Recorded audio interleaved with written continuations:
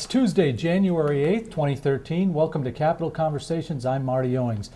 Tonight on the program, we welcome a new former legislator and special co-host guest, Paul Gardner, who joins us now. And Paul, how does it feel to be on the other side of the media fence?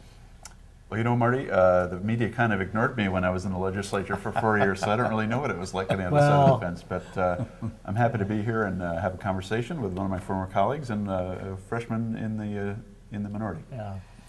It wouldn't be like me not to poke an old wound, Paul Gardner, but I do remember the media paying attention to you over one Twitter allegation. Were you part of that, Mike Beard? I was around when it happened. Stringing him up with That's Emmer and Biskins? And No, I wasn't in the stringing party. I was sitting there taking notes, thinking, note to self, don't do Twitter. Yeah, he was really cutting edge, though. He was ahead of the curve on Twitter problems. Well, I've discovered that people have made a lot worse mistakes since then on Twitter all over the country. At least Paul didn't send pictures. That's right. He did not. No pictures. Yeah. Pre-Instagram. So Anthony Weiner moment. As always, we invite you, our audience, to participate in our interactive weekly political talk show here. You can tweet us your questions or comments at MNCapNews. That's our Twitter account, MNCapNews. Or you can send us a message on our Facebook page at Minnesota Capital Conversations. We're pleased now to be joined by Republican Representatives Mike Beard in his sixth term from Shakopee, that's District 55A now, right, yes. 55A, and a newly elected House member, David FitzSimmons, from Albertville, representing District 30B. that's correct. Thanks to both of you for joining us. Oh, you're welcome. Thank It's good to have you guys on the program. And Well, I'll jump in. I actually have a question for Representative FitzSimmons. You're not new to politics, but you're new to the legislature. Yes. And so all the political wonks out there may not know who you are as a first-term legislator. So why don't you just take a minute and tell us about yourself, work, family, issues, community? Sure, fantastic. I was, my family comes from the agriculture business. I was born in Mankato and then raised in Wright County, and where I currently reside. And so that's my work side of it. I have a 15-year-old son who's in wrestling and just got a pin. You're on the road a lot, is what you're saying. Yeah, always on the road, and been, like you said, very involved in politics. I've served on the Minnesota State GOP Executive Board. I've served as a 6th District congressional chair. I've been involved in many campaigns, including I started and ran the endorsement process for Tom Emmer's campaign for governor in 2010. Oh, well, you got it done. I think it was only 2 ballots, if I remember. That is correct, 2 ballots, very yes, good. yeah.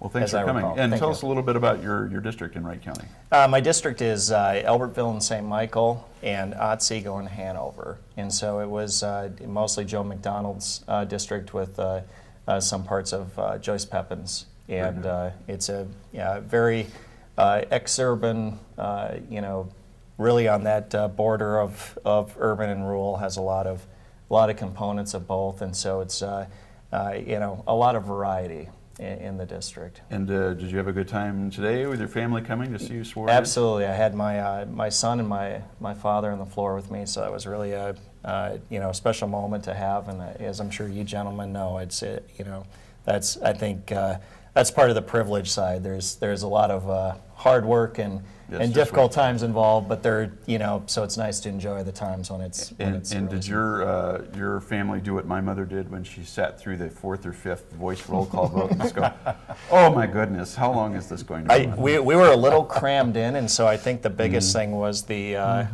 up and down for the applause lines. That was probably the You're knocking people's knees. We wanted no more dignitaries to walk in that we would have to get up and applaud. Did you feel a little uncomfortable, though, clapping for some of the Democrats? No, not at all. I'm just teasing. No. We still have the State of the State address. Yeah, there's all you kinds haven't of gotten to that. I'm very good at the non-audible things. The non-audible. Let me flip over to Representative Beard, who I served with in the House, and while we had different views on things, I really enjoyed getting to know you and Thank you, Paul. Same here. see your level of expertise in areas like energy and transportation, which I'll get to later. Sure. But here's my question. I always served in the majority. I was part of the wave, but you've been in the majority, then the minority, then the majority, and then the minority, and probably, statistics being what they are, you'd be in the majority in some other time in the future. How do you adjust to those political ebbs and flows Yeah. when you're having to decide what it is you're going to do? And you haven't changed probably, but Well, there's the more body of me to has love, changed. but Yes. yeah. There's more to love. That's one of the things I note around this place, where the TV cameras don't go, which is the retiring room, and Paul knows what this is like, being a former representative. There's a lot of brownies, bread, Yeah. jams, pie, cake. Everybody's got a birthday and brings Sure. in no low-calorie treats. I've never seen No. a carrot back there for a birthday party. But Thank we do a goodness. lot of that out of sight, and there was a lot of that going on here today. I need to stay out of the retirement You room. should stay out of retirement. So there's a lot of that going on. But you know, the first 4 years being in the majority, Paul, not knowing better, I just thought the tempo was always like that. People were always beating a path to your office, and you know, you would. In Minnesota, we got pretty clean politics, so we don't use money to sway people, but you can still use honey. That's pretty effective, you know, when lobbyists tell you you're the smartest Nice guy they've tie, ever met, and yeah, all yeah. their nice tie, or boy, are you working out, you know, and stuff like that. And you think, whoa, really? Tell me more. Well, then all of a sudden you're in the minority, and all those people that thought you were so great walk right by your door and go see Paul's team, the Democrats, you know. And it was a little disorienting for the first couple of weeks to not take that personally, although I'm a big kid and I understand how the game works. Still, a lot of people who made a big fuss over you no longer making a big fuss over you. One thing I did notice when we went from the majority to the minority, one of the crusty old members who's now on the other side of the aisle made a comment to us, well, the good news is we'll have a lot of time to goof off next year and pick fault with the Democrats. And I thought, that's a terrible way to look at this. I'm here to do useful things and try to make the business climate better and stuff. I want to be engaged. So then you guys just designated Biskins as your grenade thrower. Well, yeah, pretty much. my dear friend, I should say. Yeah, sure, No, dear tongue friend. firmly in cheek, of course. Yeah, but right. but you know, looking back, it was very true, Paul. When you're in the minority, you have a lot more time to devote just to your own district and to the things that interest you. And the demands of leadership are really demands. They take a lot of your time and a lot of your attention and so on. So leading from the minority is very difficult, not a lot to do, not a lot of people call on you to author bills. Excuse me, I'm getting over that 4-week cold everyone's had. Going back into the majority then, was able to kind of pace myself with the expectation of, okay, now we're back in charge, it's time to lead. Of course, by that time I was a chairman, which was incredibly busy, way busier than just being in the majority as a non-chairman. Even though I had a transportation committee traveling around the state, the expectations of everyone who want to come and see you as the chairman to talk about their issues and so on is really a full-time job, more than a full-time job. So, you know, when I was a party activist 20-some years ago and paid attention to things like per diem rankings, I go, wow, look at those people, look at all the money they're taking and the mileage they're getting. Now that I've been a chairman, I understand what that's about, because you really are in demand. You're speaking at luncheons and dinners and breakfasts. You're traveling one end of the state to the other. I mentioned the state's 400 miles long. And so there is a lot of demand on your time, a lot of demand on your pocketbook, a lot of time on your talent and attention. Yeah. And so being in the majority is a lot busier. Now going back into the minority, the second time around, I'm able to pace myself and recognize the reality of what it's actually like. That kind of long view of service up here at the Capitol, we start to get it, you accumulate it over time.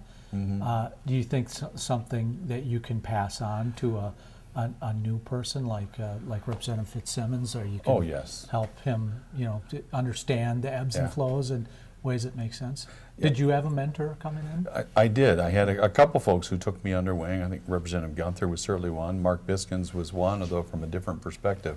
But being able to just kind of understand how things worked and so on. It was great to have someone who'd been here for a while. One of the things, though, coming in new as a freshman, you can look at a second termer and think, oh, they're a veteran, because they were here before you. Right. Including the minority leader. who's in his Including them, second term. yes, exactly, second term. But all the new kids look at him and think, oh, he's the veteran, we follow him.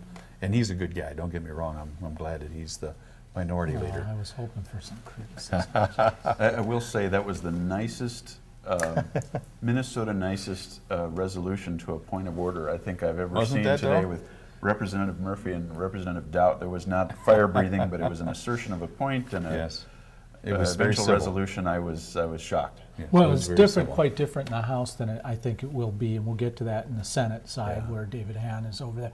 I wanted to mention that, here's a quote from Senator David Hann. Okay. He says, the Democrats left the state when we came into office in shambles. Shambles, he used the word just That's a shambles. big word, yeah. Those might be considered fighting words. Are they true? I wouldn't use the word shambles, but that's not my style. But going back and forth, the 4 years that we were in charge, 03 to 06, I think, we made some really unpopular and tough decisions. And of course, the voters punished us by handing the majority to the other party. And then we ran into some things, obviously the national economy was involved, but we went from a $2 billion surplus to 6.2 billion deficit. Right. We also had some object lessons in there that I remember 6.2 billion became a $5 billion deficit just because Congress extended the Bush tax cuts. More evidence that tax cuts actually do increase revenue to the government, which is part of the difference, I think, in the way we see the world between Democrats and Republicans. We think cut rates increase revenue. That's the best way to do it. But anyhow, all that happened. And so, yes, whenever we were here, we fixed it. We handed them a pretty good ship. Then we got back $6 billion deficit. We had it for 2 years. We turned it around and we restrained government growth and we put some limits on the growth of programs that were pretty much on autopilot. So the voters have handed my friends on the DFL side of the aisle, we're heading in the right direction. We've got good trend lines. Now, Washington's still a mess, don't get me wrong. The federal government budget's a whole other story. But if we can just tend our own business and walk a narrow path, I think we're going to be okay. So shambles is a big word. I wouldn't use it because it's not my style. I just say we're different. We tightened it up. They loosened it a little bit, and we had to come back and clean it up Well, again. but even Democrats seem to recognize that fiscally that there's some serious issues in Washington. There really are. They've been And vocal about that. But I wanted to get to you, Representative FitzSimmons. The GOP website, your party website, has the following quote. Forgive me if you wrote this. But, Probably not. It says, I'm not a writer. It says our Republican legislators will work hard to hold the DFL accountable, but Mark Dayton finally has his DFL majorities and the opportunity to push through his liberal agenda without debate or input from Republican legislators. That's not quite true, is it? I mean, the DFL does not have a supermajority. They're going to have to work with the Republicans up here. So why is the party hedging its bets here with the state? Well, they're really, I mean, there are not a lot of ways that you need a supermajority when you have the executive branch as well. I know we have, the bonding bill is obviously one of those exceptions, but, for the most part, if you have the majority in the legislature and have the executive, you don't need a supermajority. And so, and I think you talk about being held accountable. I think we do need to see a little more action beyond rhetoric before I'm going to have a lot of confidence. I mean, even today with the setting up, and I know, speaking from my personal background on splitting the ag finance off of ag policy and moving it over was something I think that's big to our agriculture community and things like that. And you saw where it was essentially shuffled off, and I will hold my judgment slightly until I see if there is any consideration of that. But thus far, there was attempts to be made to or that were made to correct that previous to the opening today, and at the end of the day, it seemed still a little bit to the victor goes the spoils. You had some follow-up. There's a different take on things and a different lay to the land than there was whenever former Representative Gardner and I served together. Because when I was in the minority and his party was in the majority, the governor was still of the Republican persuasion. Right. And conversely, whenever both the House and Senate were in There was a Republican balance. control, the governor was of the DFL party. So there was always this tension, this We haven't dynamic had this around for here. 22 years, the way it is now. So all of a sudden we have something we haven't had for 22 years, which is one party controlling all three legs of the legislative process. Yeah. So this will be an interesting thing for us to watch, see how that plays out. But let me pose this too. When I was here in 2007 to 2010, we had 85 and then 87 votes, and there were 50, where it was a smaller number. Yeah. I can't do the math right in my head just yet. In the Senate. So there were not a lot of examples of when Democrats couldn't pass something that they really wanted to Yes, do, sure. and they could lose quite a few votes from people. Yeah. Now it's, with 2 open seats, it's 72 to 60. Mm-hmm. It could be 72 to Three. 62, and Right, be Paul? only Yeah. just it could literally be 3 vote difference. Yeah. And do Yeah. you see situations where beyond Yes. just the bonding bill, where Republicans could actually engage some committee chairs or some members? I'm thinking on environmental Paul- issues where you Yes. can. Paul get brings up a different- very good point. different coalition. Because when it's when you have a huge lead, you have reserve votes, and the caucus discipline isn't as great.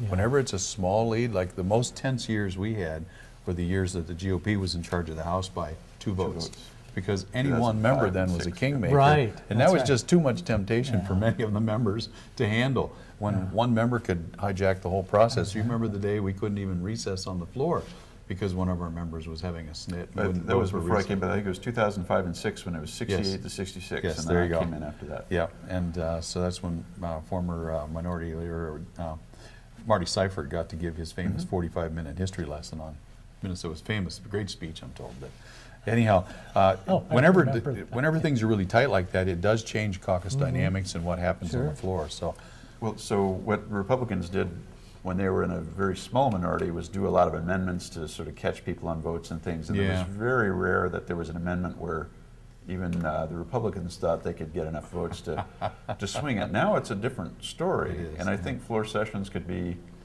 a lot more, a lot different. And I think Democrats might be hesitant to bring some stuff to the floor unless they count heads. Would you agree? I very much so. That's and what the same whips as do. in committee too, Yeah. because Right. there's proportional representation in the committees. Yes.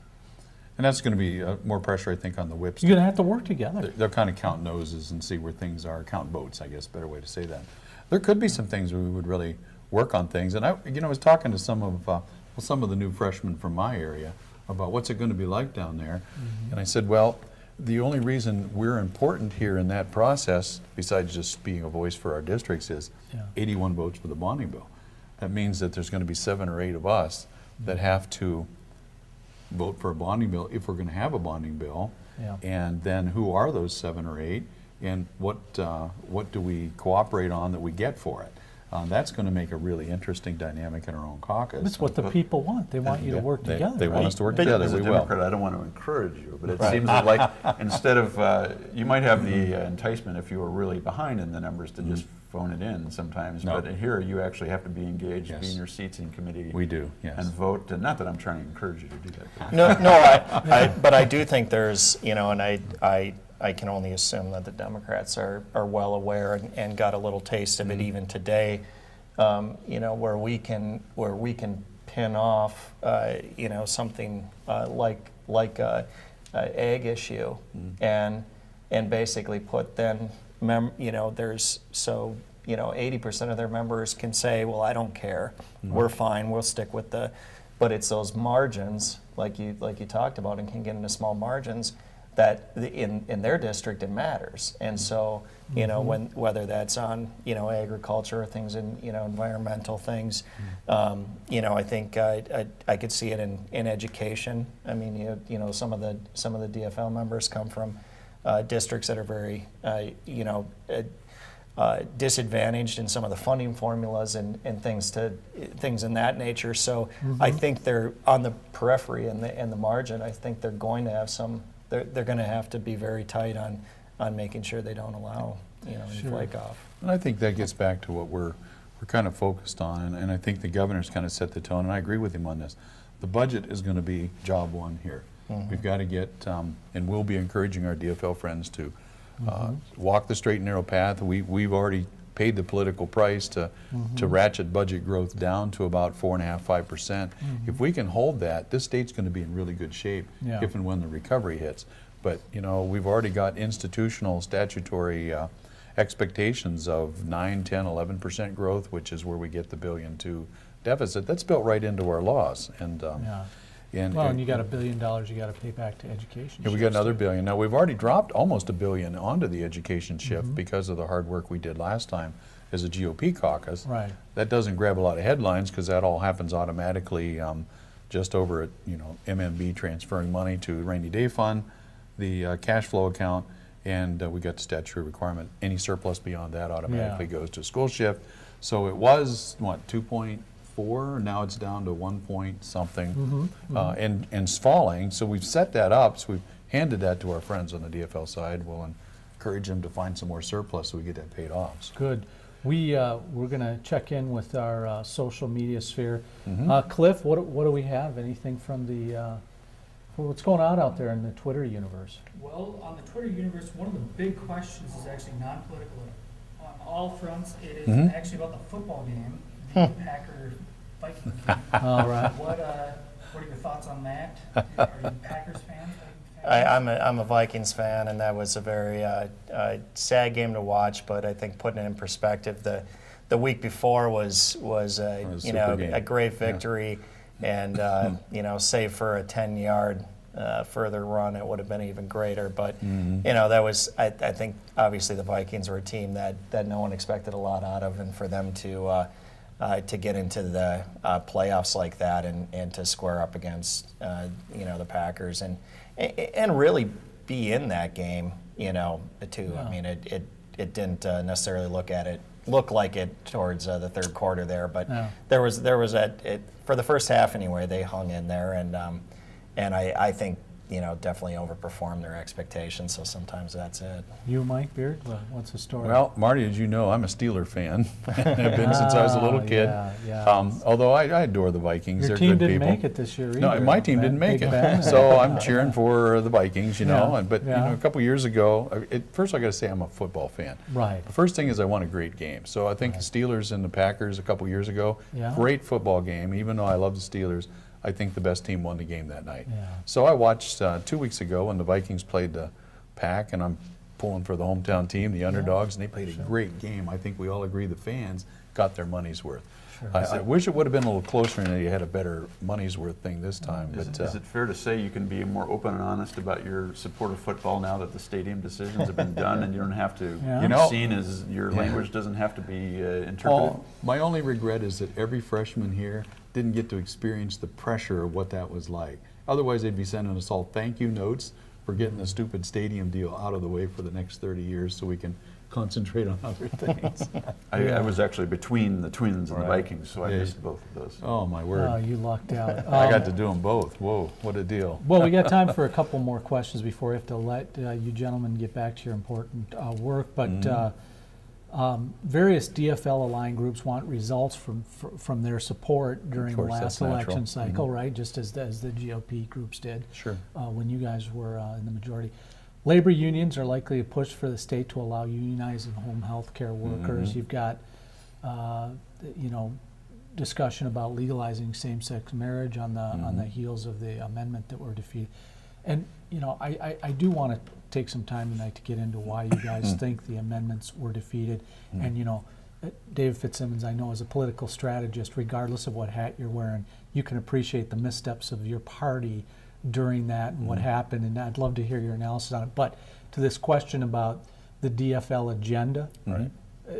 This year, what warnings would you issue to them that you could wish your party would have heeded before they, if you'd be willing to share that? I would encourage you, definitely. Yeah, exactly. That's we were in the spirit of good. We were at some of the freshman things, and we were trying to encourage their members to go full bore and on the social on agenda. everything. So we'll see if they take.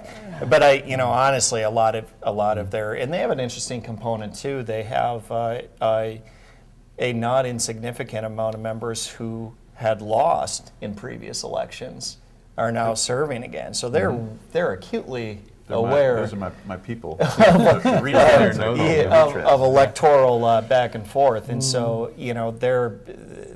they know it from personal experience, and so I think a lot of that is definitely going to be something that I imagine that Speaker Thiessen and Majority Leader Murphy are really going to have to try to manage those who are safe enough to not have to concern themselves very much with electoral results, or that things would help them versus some of those that are in districts where things can be a lot more problematic. Right. I mean, there are a lot of the a lot of the members from Greater Minnesota sitting, to the left of me on the floor, had districts that voted far more for the marriage amendment than my district did. My district was almost 50-50, but there's a lot of them. I looked at the numbers, and they're easily 60-40 or more that voted for the marriage amendment, Right. let alone that would be in favor of gay marriage. So there's a lot of, I think, on their end that they're going to have to be concerned about.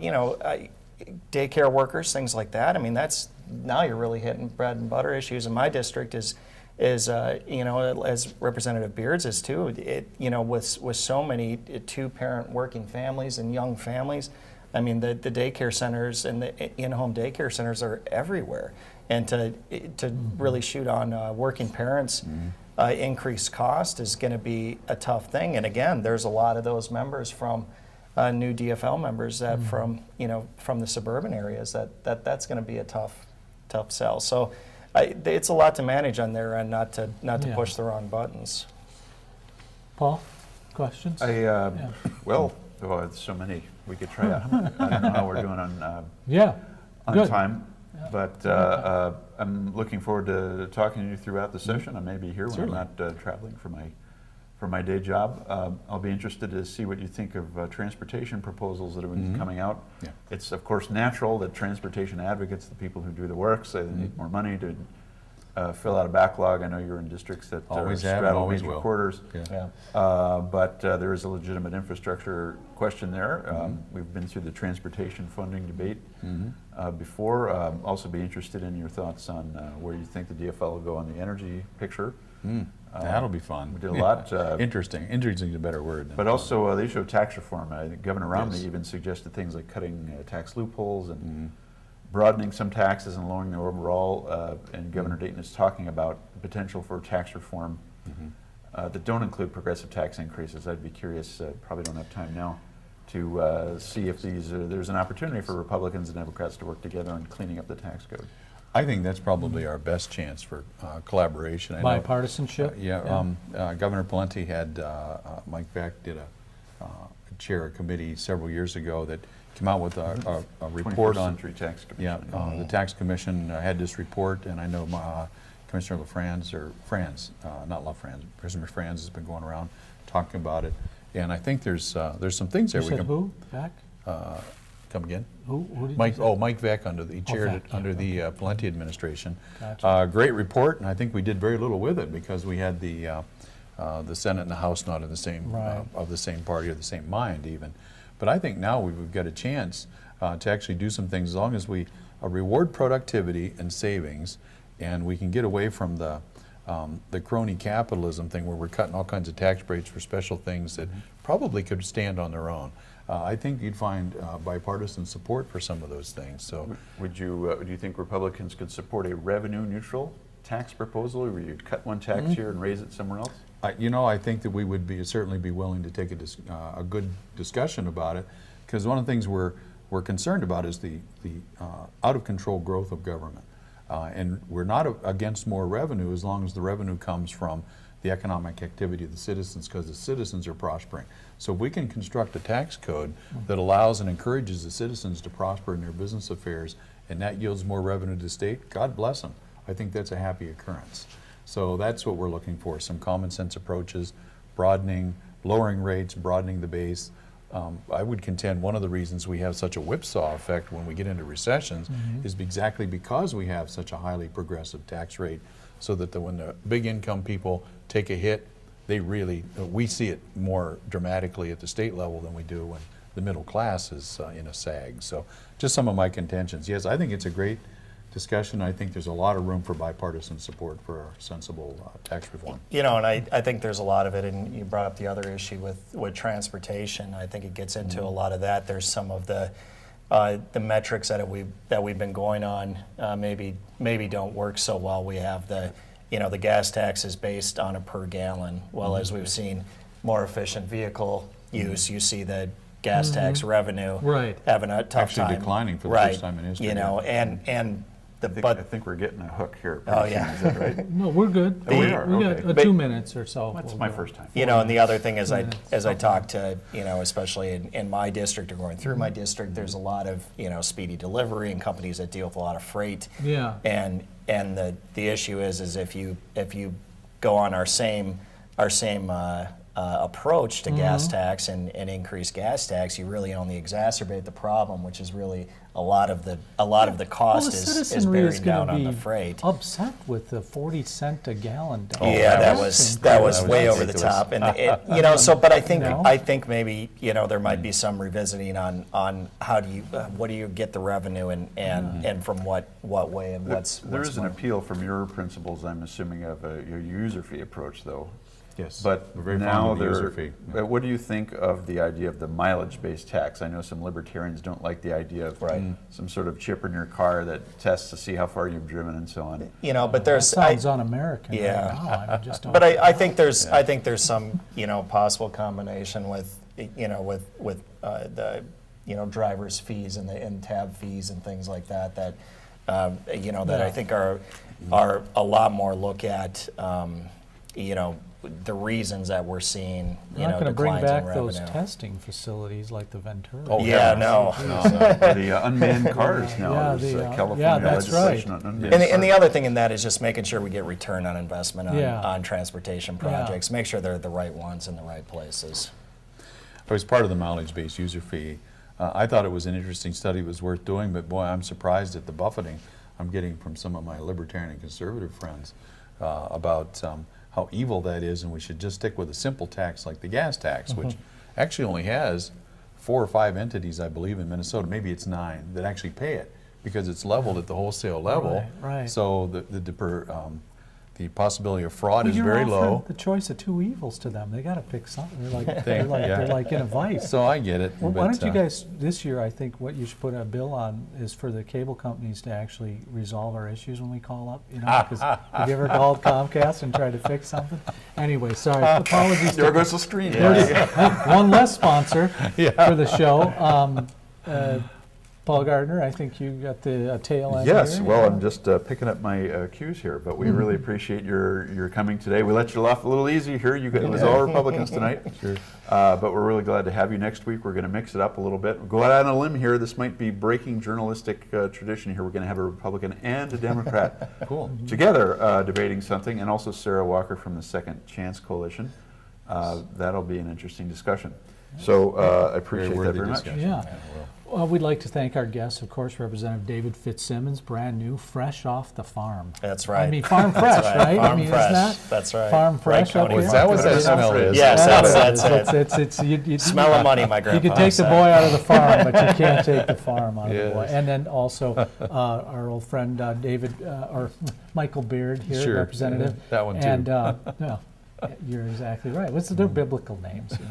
But we really appreciate you guys taking the time out on You're very it's welcome. pretty short notice to come up and give us, and the viewers and folks out there Thanks for having a us. good insight into what's going to happen up here. this Good deal, session. Marty. All right. Great. Well, I hope you guys continue to get along, at least for the near term. Oh, with sure, your we will. colleagues out there. Mike and I will get along. Yeah, you guys definitely will get along. We had production assistance tonight from Cliff Dahlberg. Our associate producers were Matt Ealing and Catherine Loudenslager. For my co-host Paul Gardner, I'm Marty Owings. We'll see you at the Capitol. Yeah, and have a good night.